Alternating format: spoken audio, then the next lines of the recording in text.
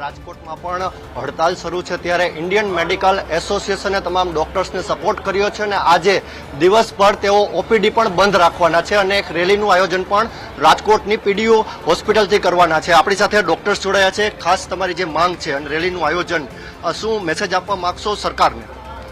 તારીખ જે 9/8/2024 રોજ આરજી મેડિકલ કોલેજ કોલકાતામાં જે રેસ્પિરેટરી મેડિસિનના પોસ્ટ ગ્રેજ્યુએટ R2 સાથે જે દુષ્કર્મ બન્યું છે એના વિરુદ્ધમાં અમે બધા રેસિડન્ટ આજે જોડાયા છીએ।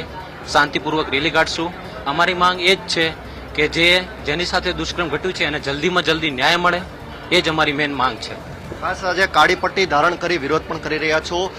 સતત હડતાલ શરૂ છે। એક બાજુ સરકારે વ્યવસ્થા તો કરી છે દર્દીઓ માટે, પરંતુ દર્દીઓ માટે તમે શું વિચાર્યું? દર્દીઓ માટે હાલ આપણે ઓપીડી અને ઇલેક્ટિવ જે સેવાઓ છે એ આપણે ખાલી બંધ છે, બાકી ઇમરજન્સી સર્વિસીસ બધી જ ચાલુઓ છે। એટલે આપણે કોઈ પણ દર્દી જે બહુ દૂરથી આવતા હોય અથવા તો જેમને બહુ ઇમરજન્સી સેવાઓની જરૂરત હોય એમના માટે તો આપણે એમની સેવાઓ ચાલુ જ રાખેલી છે। હાલ મુખ્ય કયા મુદ્દાઓને લઈને તમારી આ હડતાલ શરૂ છે? શું માંગ છે મુખ્ય તમારી?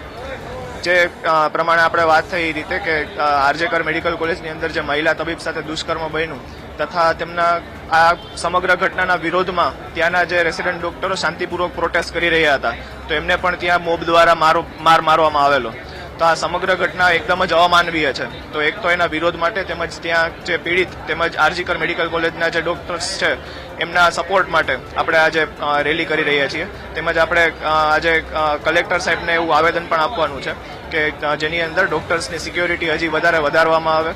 દવાખાનાઓની અંદર અત્યારના જે સિક્યોરિટીની જે કંઈ પણ સુવિધાઓ ઉપલબ્ધ છે એ બધી હજી વધારે એની અંદર સુધારો કરવામાં આવે।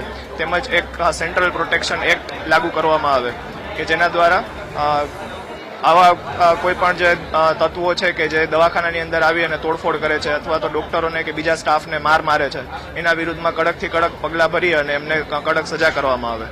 ચોક્કસથી અત્યારે જે ડોક્ટર્સની વિવિધ માંગ છે તે માંગને લઈને અત્યારે રાજકોટની પીડીયુ મેડિકલ કોલેજ ખાતે તેઓ ધરણા કરી રહ્યા છે, હડતાલ પર છે, વિવિધ બેનર્સ સાથે તેઓ વિરોધ પ્રદર્શન કરી રહ્યા છે। ત્યારે વાત કરીએ અન્ય ડોક્ટર્સ સાથે, તેમને પણ આપણે પૂછવાનો પ્રયત્ન કરશું। તમે પણ અત્યારે હડતાલમાં જોડાયા છો, ખાસ મુખ્ય માંગ શું છે તમારી? તમે પણ એક ગર્લ છો, સુરક્ષા હોવી ખૂબ જ જરૂરી છે। માંગ એ જ છે કે આ જે પણ ઘટના ઘટી છે એ બહુ અમાનવીય છે અને પીડિતા તથા એના પરિવારને પૂરેપૂરો ન્યાય મળે તથા ડોક્ટર્સની સેફટી માટે પણ કડક પગલાં લેવામાં આવે। ડોક્ટર્સની સેફટીની જ્યારે વાત છે ત્યારે હું તમને વાત કરીશ રાજકોટની સિવિલ હોસ્પિટલની। તો ઇમરજન્સી વોર્ડમાં જ સીસીટીવી કેમેરા નથી, તે સૌથી મોટો સવાલ સિવિલ હોસ્પિટલ તંત્ર સામે પણ થઈ રહ્યો છે। હાલ અત્યારે ડોક્ટર્સ મોટી વાતો કરી રહ્યા છે કે અમે રેસિડન્ટ ડોક્ટર્સની જે કાંઈ સુરક્ષાને ધ્યાને લઈને અમે પૂરતી વ્યવસ્થા સિવિલમાં રાખી છે, પરંતુ રાજકોટ સિવિલના ઇમરજન્સી વોર્ડમાં જ સીસીટીવી નથી, તે સૌથી મોટો સવાલ સરકાર સામે પણ થઈ રહ્યો છે। આટલા વર્ષો સુધી રાજકોટ સિવિલ હોસ્પિટલનું તંત્રમાં લોલમલોલ ચાલે છે। ખાસ સમગ્ર સૌરાષ્ટ્રભરમાંથી દર્દીઓ અહીં આવે છે અને સમયાંતરે ડોક્ટર્સ પર હુમલાની ઘટના પણ સામે આવે છે। ત્યારે હાલ અત્યારે જે પ્રકારે રાજકોટમાં હડતાલ ચાલી રહી છે, ઇન્ડિયન મેડિકલ એસોસિએશન પણ જોડાયું છે। આજે દિવસભર ઓપીડી સેવા બંધ રાખવાના છે અને રેલી યોજીને કલેક્ટર દ્વારા સરકારને પોતાની માંગ રજૂ કરશે।